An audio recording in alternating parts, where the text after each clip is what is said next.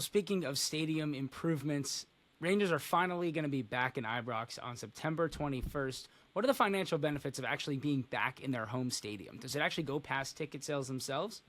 Well, yeah, I mean, at least they're going to stop paying the rental fee for Hamden is one thing as well. So that's been a big one.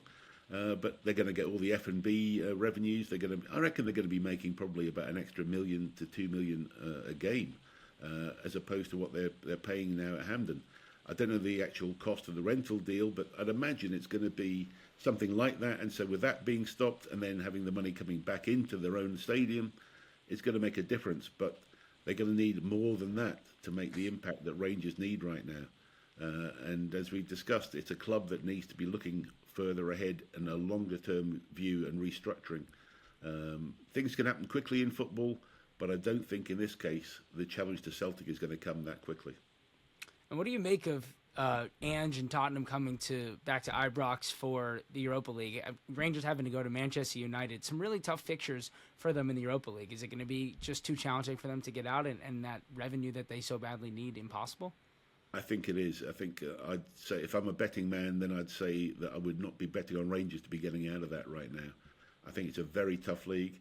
I think the morale at Ibrox is pretty low right now. And so, yes, there's some big games. There's some great battles of Britain coming up. I mean, Villa and Celtic as well. There's some great, juicy games coming up in the next few weeks. I can't wait to see some of these. So, but for Rangers, which is the problem they've got right now, is that if they did it, it would turn the whole season round. But I just think it's a remote chance right now. And finally, with Rangers, there's been talk of potentially Philippe Clement being sacked at some point after losing 5 straight to Celtic. He's done okay in some of the other fixtures, especially last year, coming in and making a big change. But those 5 losses to Celtic obviously are going to stick with the fans. What are the finances behind a potential sacking? I don't know his contract, but I would think he'd be probably around about the 2 million mark for Philippe Clement, I'd imagine. 2 to 3 million possibly. The club may try and make that over a period of time, but he would probably want his cheque on the day he was sacked. Rangers should not be sacking Clement. They can't afford this sort of turmoil. They need stability. They need to rebuild. I think he's got enough football IQ to be able to help in the rebuild. And just because you lose to Celtic, I'm afraid they've got to stop this mentality of that being a main reason for a manager being sacked. They've got a big enough problem right now, finishing second in the Scottish Premier League this year. Aberdeen have come up with a great start, and they're ahead of them already.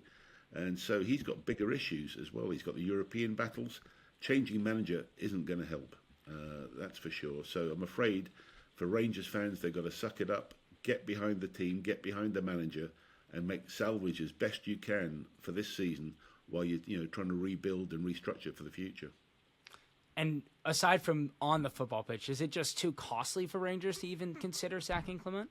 Yes, I think it is. I think it would be an extra cost that they couldn't have. Right now, every single penny should be put back onto the field in terms of benefits and players that they should get on loan, free agents, whatever they should do to bolster the squad. That's where the money should be going. No upheaval, please, and no extra money spent on decisions like managers having to go.